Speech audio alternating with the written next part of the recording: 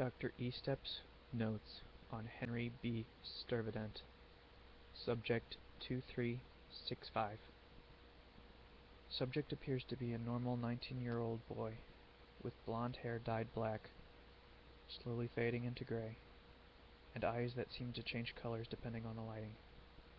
But he is no ordinary boy. He is one of a series of victims of a certain strain of insanity I call Vexome syndrome. As seen in my previous notes, Subject 2365 suffers extreme night terrors and often wakes up at random times in the night due to the adrenal rush that his nightmares cause. During his waking hours, he's trying to keep from sleeping, and that seems a little hard to do in a room bare of anything but his bed. He acts normal. He's even made a few friends, but the second he gets mad, he turns into a whole other person, taking out his anger on the one who angered him by breaking the bones in both arms and legs, always in a pattern though. Goes from left leg to right arm, and left arm to right leg. He is also bombarded with whispering voices and what he describes as a wolf howling. I've recorded what he says the voices are saying, but it sounds like gibberish though. Today I tried to find the source of his insanity through the use of hypnosis. I know the small community of psychiatrists would frown upon my use of theoretical psychiatry, but nothing I've tried has worked so far, so I marked it as a checkup. This is what I learned. Subject 2365 is very susceptible to hypnosis.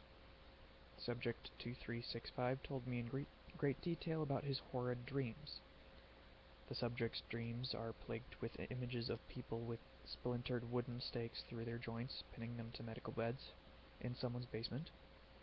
One person buried alive atop jagged shards of glass, and others.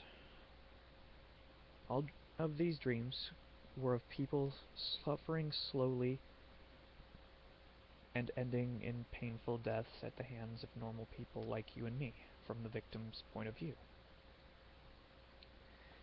Subject 22365 admitted that he injured those that made him mad in a way to make them suffer. Subject 2365 notes several things that could have started his insanity, though I don't think the change in diet is to blame. I have to look up this Vexome video he mentioned.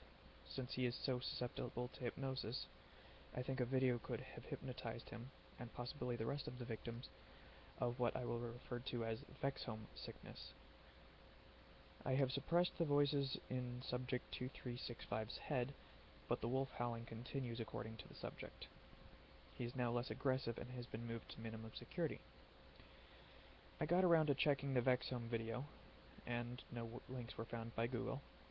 I asked Subject 2365 about where he saw it, and he got really uncomfortable, sitting in his seat, muttering here and there, and finally he said,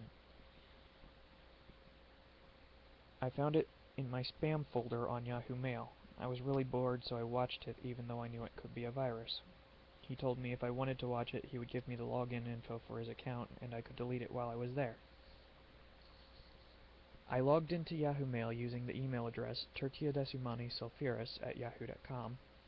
The email was there, and the link was indeed a video. I'll watch the video and summarize it later.